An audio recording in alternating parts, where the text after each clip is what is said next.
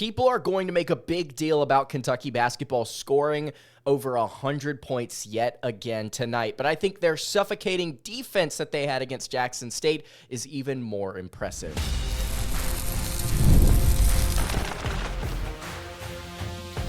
You are Locked On Kentucky, your daily podcast on the Kentucky Wildcats, part of the Locked On Podcast Network, your team every day. All right, what's going on, Big Blue Nation? Welcome on into Locked On Kentucky, your daily Kentucky Wildcats podcast. I'm your host, Lance Dawe, and on today's episode of Locked On Kentucky, we are going to be recapping Kentucky basketball's 108-59 win over the Jackson State Tigers. You heard it correctly, 108 points from the Wildcats, but like I mentioned just a second ago, I think the Wildcats and their defense were more impressive here tonight. Thank you guys so much for making Locked On Kentucky your first listen every single day. Want to remind everyone out there that we are free and available on all platforms. If you are watching on YouTube, I would greatly appreciate it if you subscribe to the show, and if you are listening on podcast, I would also appreciate it if you subscribed there as well. All right, let's go ahead and get into it. Kentucky basketball,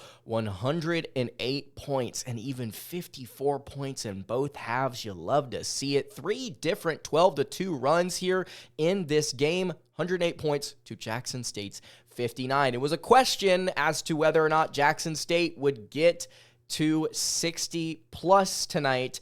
And usually Kentucky, over the course of the very early portion of this season against Wright State, Bucknell, Lipscomb, they have sort of thrown in the towel towards the end of games because they've been up by so much. That was not the case tonight defensively. Kentucky, again, suffocating on the defensive end, a 12-2 run to finish out the last 3 minutes or so of this contest. We will get into the points. We will get into the offense, but I want to start here with one major statistic. Turnovers. Yes, we've talked about field goal percentage. We've talked about three-point percentage. We've talked about all these different things. Turnovers in this game were big for the Wildcats. Kentucky came into this game as one of the worst teams essentially in the nation in terms of turnover percentage on defense, meaning how many of your opponent's possessions ended in a turnover. It was about 13-ish%, I think, for the Wildcats. It has now jumped to 14.7% after this game tonight. They were able to create 17 different turnovers from the Jackson State Tigers. They were able to turn that into 24 points worth of offense. That is what you need, I think, to continue to improve on outside of rim defense, which we will get to here in just a second. But man, you have to love that number. 17 turnovers to just 6 assists for the Jackson State Tigers. Yes, we came into this game knowing that Jackson State was not anything special offensively, but they were able to do a couple of different things as far as getting to the foul line, getting it to a couple of their big-time scores, and everybody essentially struggled taking care of the basketball, and it was because Kentucky was able to get into passing lanes. They were able to create some havoc. You had 13 steals tonight, 3 from Lamont Butler, 3 from Otega Oweh, 3 from Brandon Garrison, by the way, who had himself a night. We'll get to him later on in the show, but man, you love to see the effort and the intensity throughout this entirety of this game. I am impressed, man, with the way that this coaching staff scouts, prepares, and executes. They have got this team locked in right now, and you love to see it. You absolutely love to see it. You've got Western Kentucky on Tuesday, arguably the second best opponent you will have seen up until this point, with the best opponent obviously being the Duke Blue Devils. According to KenPom, they're the second best team Kentucky will have faced. You have to continue to focus. You cannot let games like this and games like the game against Lipscomb, you can't just sort of zombie walk into the next one. This is one of those performances where you come out of it as a fan, you expected to win, you win by a ton, you feel great, and you don't really think about it until the next time these teams step out onto the court, or at least this team steps out onto the court. You got to lock in. You got to stay focused. Games like this are what really do continue to propel your momentum. You get in big-time blowout wins. It will hype you up as you get into the bigger contest. Just stay laser focused, Kentucky. And I think they're going to, because they've done a really good job of it 5 games in. Again, the defense, great. You go and look at some of the statistics here. 33% from the field. That's what Jackson State shot in this game. They shot 28.6% in the second half. You were able to shut things down in the second period of play, even more so than you did in the first half. Just 19% from 3, 4 of 21. Kentucky now has the nation's fourth best three-point defense at 22.4%. Part of that has to do with the fact that they played some opponents that just simply can't shoot the three that well. But, man, they have really done a great job locking down wherever they can. It's actually funny. Some of the better offenses, I should say, actually, I will correct myself.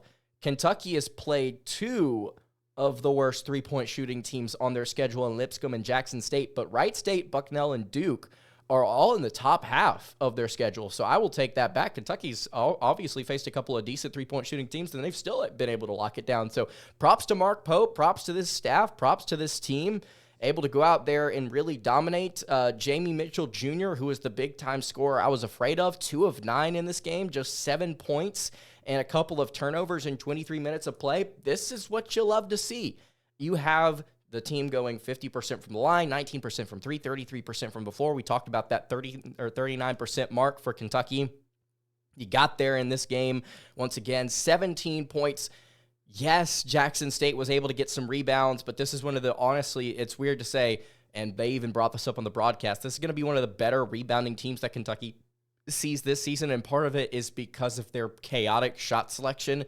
You just don't expect them to be fogging up shots whenever they do, and there's a guy that just ends up happening to be in the right spot for a long rebound. I'm not concerned about the rebounding total tonight or the second chance points. Kentucky was able to dominate regardless. They were able to get 9 blocks in this game as well, just a block and dunk party for Kentucky. We'll continue to break this down, talk about Kentucky basketball's 108-59 victory over the Jackson State Tigers. Before we do that, though, I want to tell you guys about our friends over at Game Time. You guys obviously know what it's like to be able to experience the atmosphere of watching college basketball live. You've been to Rupp Arena. You've been to the neutral site games that Kentucky's been to.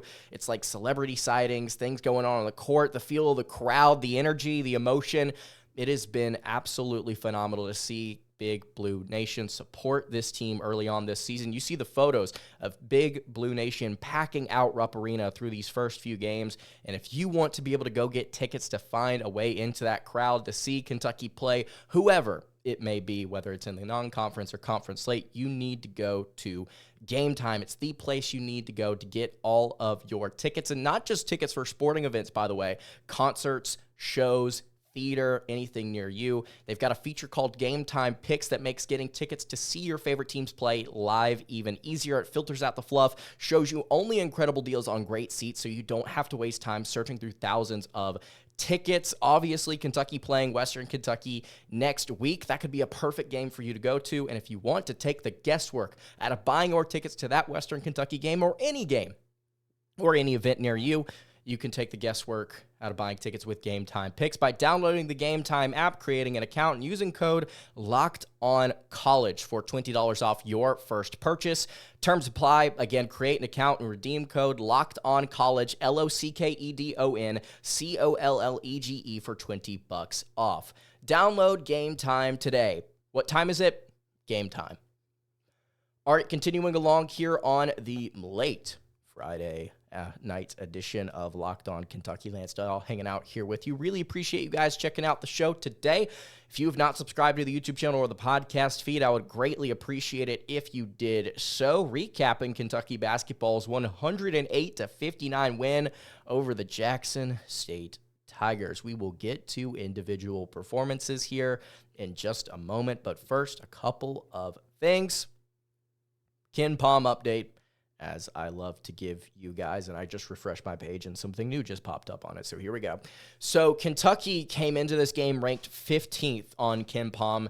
They dropped to 16th after this game, and I don't necessarily think it's anything that they did. It has to be something in the rankings that happened around them, because they improved in a variety of statistical areas, most notably their adjusted defensive efficiency. They were ranked 32nd heading into this game, and I said in yesterday's or earlier today's episode segment where I did Mark It Down, breaking down some hot takes for you guys. I was like, Mark It Down. We'll pull it up on the YouTube channel here if you're watching. I was like, Mark It Down. Kentucky basketball is going to be in the top 30 in adjusted offensive efficiency by the time they're done with Jackson State and Western Kentucky because of how bad their offenses are. And sure enough, Kentucky able to take that, and they were able to go out there and manhandle Jacksonville State on the defensive end of the floor, up to now 28th in adjusted offensive efficiency. They were 27th before I refreshed my page, and I'll refresh again just to make sure. Yep, still 28th.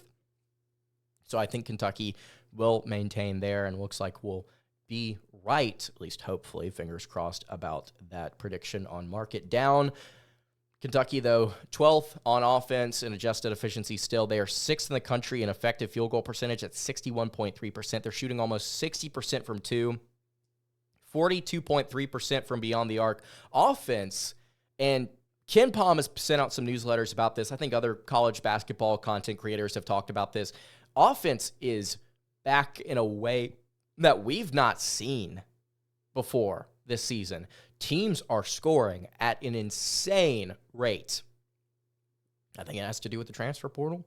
I think it has to do with people being able to kind of construct their rosters maybe a little bit differently because of that. And I think Kentucky is a prime example of what you can do if you put together the offense that you want with the pieces that you want through the portal.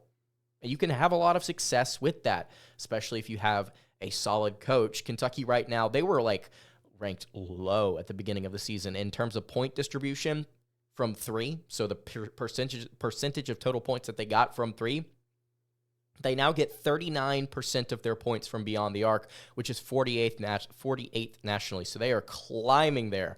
What are the lowest in the nation? Like 30th lowest in the nation in terms of free throws. They get only 14% of their points from the charity stripe. That is 332nd nationally. Goodness gracious. Kentucky 15th in average height, 4th in the nation in Division I experience, 12th in the nation in bench minutes, 71st in two-foul participation, and 354th in minutes continuity. So this is a team that is deep. They can rotate with fouls. They are tall. They are experienced. They are balanced on both ends of the floor. This is as good of a start as you could have possibly asked for if you are a Kentucky fan. If you are a Kentucky fan watching this, I want you to tell me what could have possibly gone better for Kentucky to start this season. You have scored 100 points 3 different times already. You almost scored 100 against Lipscomb. You scored 97 there. You beat number 4 Duke at a neutral site by 5. It's the first win against Duke in almost a decade. You are climbing the rankings in all sorts of different places. What could possibly be better than where Kentucky is right now? I really do hope, knock on wood, that they are able to carry some of this momentum into December and January and February and beyond. I really do hope that this is not the end. I hope they are able to continue to play well. That Clemson game is going to be huge on December 3rd in terms of picking up a quad 1 win, possibly on the road against a tough opponent and a good coach in Brad Brownell, I believe his name is. This is about as good as it gets, man, right now with where Kentucky is at. And their offense, their offense, it was clicking in this one, shooting 58% from the floor were the Kentucky Wildcats. They were 41 of 71 overall, 17 of 39 from 3 in the first half. Kentucky not shooting very well from 3, if I'm not mistaken. Or excuse me, like early on in the second half, because they were at one point, they were shooting like a clean, they were like 9 of 27 or something like that. They were shooting like a clean 33%. And then all of a sudden, they started firing on all cylinders late. They were finished the second half 9 of 19. They, again, finished the game 44% from 3, 43.6, I think. They shot 90% from the foul line, only got 10 free throw attempts there. You shot well everywhere. You grabbed 41 rebounds. And here's another great stat for you. So last game, Kentucky had, 10 assists to 8 turnovers? There was, not a ton in terms of just assists and ball movement between teammates there.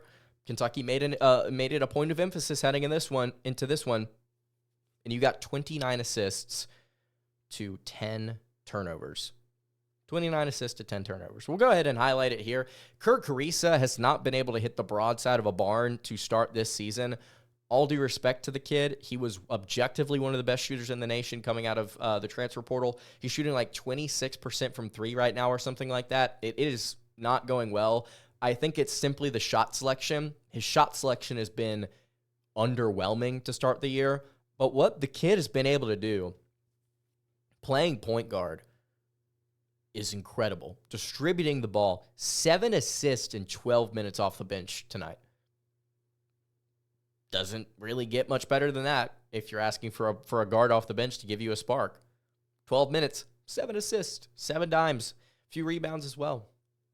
You love to see it.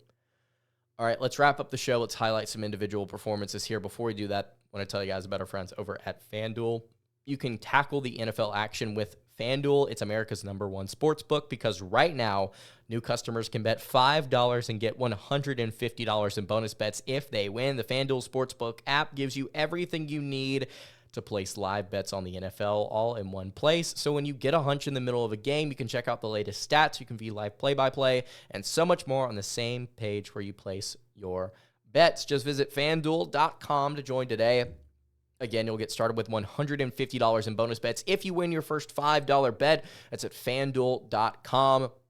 Never waste a hunch and make every moment more with FanDuel, an official sportsbook partner of the NFL. All right, wrapping up the late Friday edition of Locked On Kentucky. Lance Dawe hanging out here with you, breaking down Kentucky basketball's near 50-point victory over the Jackson State Tigers. They were projected to win by 34.5, and they covered. Okay, let's break down the individual performances. We'll start here with the guy you see if you're watching on YouTube. He's listed here on the notes. Otega Oweh went off. Go off, King. 21 points, 8 of 12 from the floor. 21 points ties his season high. He had a rebound, 2 assists, 3 steals in 20 minutes. Oweh, and I think a couple of you said this on social media, we need to have a conversation. Oweh scoring 21 points and just like casually doing it and casually leading Kentucky in scoring. He's now has to be up to like 17 plus points. He was averaging like 15 something heading into this. He may be the most well-rounded player on this team. And if he stays and he comes back next season, it's a first-team All-SEC. It's an All-American type player. If you can get 17 and the defense and the efficient shooting and the limited amount of minutes, only 20 minutes a game, I will absolutely take that. Oweh finishing at the rim, physical. You saw some aggressive dunks from him tonight. Not taking it and soft layups, which he's missed a couple, and I mean literally like maybe 1 or 2, and you can see the frustration. He took it down the lane. He threw that stuff down tonight. Love to see that. He can shoot the 3. He was 1 of 4 tonight, but it was a couple different shots that weren't great. His form is interesting. I'll say that.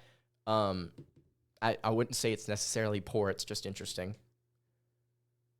I think that better shot selection will lead to efficient games as he's had in the past. Oweh was spectacular tonight. And a guy that every time you see him catch the ball and he is even slightly open, you get a little scared if you're an opponent. And if you're a Kentucky fan, you're just like, yes, take me home, Koby Brea, who had 22 points, was 8 of 11 in this game, 5 of 8 from 3. Man, the shots, dude, they are just so pure. It is beautiful basketball. Kellen Grady was such a good jump shooter. This guy's pure, man. This guy is something else. Through 5 games, Koby Brea has taken 27 threes. He has made 20. He is shooting 74% from beyond the arc. That is currently second in the country. Excuse me, check that. It has been updated. It is currently best in the nation. I don't know if there's another player in the nation that is shooting as efficiently as Brea and has made 23s. Excuse me. One player has made more threes that I can see on KenPom, and that's Dalen Davis of Princeton. He's shooting 52.4% from beyond the arc, so he's 22 of 42. Ryan Conwell of Xavier has made 20, so as many as Brea, but it looks like Davis is the only player to make more and shoot even in his vicinity in terms of efficiency. There are some players that have hit somewhere between a dozen to 17. Nobody is getting close to Koby Brea right now in terms of efficiency. His offensive rating is 176.6. Wow. By the way, and I'm going off on a tangent here. Koby Brea, phenomenal tonight. Plus 18. He had 2 rebounds. He had a block and a steal to go along with that. Let's talk about assist rate here for a second. You guys know I love numbers.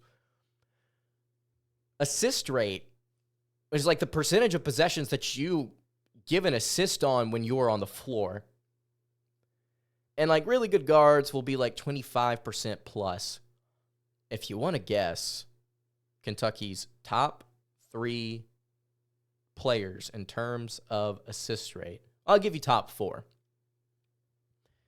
Number 1 is Kirk Carissa, obviously, at 39.5%, which is 26th nationally. That would have been good for like first in the country by a country mile a season ago. Just shows you how good offense has been to start the season. 39.5% from Carissa. The man that is second on the team in assist rate, meaning when he is on the floor, he assists the second most on the team. It's not Amari Williams. It's not Lamont Butler. It's Brandon Garrison at 23.4%. He's got a higher assist rate than Lamont, who is at 22.8%. Amari, 4th on the team at 17.9%. So it goes point guard, big for Kentucky in terms of assist rate. It's crazy, but it's more funny to me. That is more funny to me. That's hilarious. Andrew Carr at 13, Oweh at 11 there in terms of assist rate, but we continue on. I just wanted to point that out. I think that's hilarious that Brandon Garrison is second on the team in assist rate, which tonight, we'll go ahead and talk about him. Tonight he had 6 points on 3 of 7 shooting. He fogged up a couple of threes that he shouldn't have taken, which is fine. So that means he would have been 3 of 5 outside of that. He's just hurting his percentage. I mean, it doesn't matter to Kentucky, but he's just hurting his percentage, if we're being honest. 6 points, 8 rebounds, 3 blocks, 3 steals, 6 assists from your 6'10" center. You get 6, 6, 8, 3, and 3 in 23 minutes of play, and he's got a plus-minus of plus 24. If that's not enough to convince you that he is an extremely valuable player for Kentucky next season as a starting center, I don't know what else to say. He played 6 more minutes than Amari tonight, and Amari led the team in plus-minus. He had 4 points, 8 rebounds. He had 3 assists himself with no turnovers. Good job, Amari, no turnovers. 2 blocks. Kentucky's getting production out of their bigs in so many different ways outside of scoring. You love to see that. You love to see it. Jackson Robinson, not the most efficient night, but he started hot. He was 14 points. He shot 4 of 10 from beyond the arc. He had a rebound, an assist, a steal, plus 21 in 22 minutes. So balanced, this Kentucky rotation in terms of minutes. Ainsley Almanor had 10 off the bench. He was 3 of 6 from the floor. He had a few rebounds, a steal as well, if I'm not mistaken. Andrew Carr only had 6 points, but he was very efficient. 6 points, 6 rebounds, 5 assists. This whole team dishes it out, man. Lamont, 11 points, 4 rebounds, 5 assists, 3 steals. It's games like this that makes you appreciate the entire roster, man. You're probably not going to get another game this year that is as statistically rich as this contest tonight against Jackson State. It's mostly because this is the worst opponent that they're probably going to face. All due respect to Jackson State and Mo Williams, who did a couple of really nice things in this game. But yeah, this is a fat dub for Kentucky. You got Western Kentucky on Tuesday. We'll be previewing it on Monday. Make sure you are subscribed if you want to be there for that. Thank you guys so much for tuning in. That is going to do it for today's episode of Locked On Kentucky. You can follow the show on Twitter at Locked On UK. You can follow me on Twitter at @LanceDaw_, and follow the show over on Instagram. That is at Kentucky Podcast. Any questions, comments, concerns, leave those in the YouTube comments below. Hit me on the socials. I will see you all on Monday for another episode of Locked On Kentucky. Have a great rest of your day, and God bless.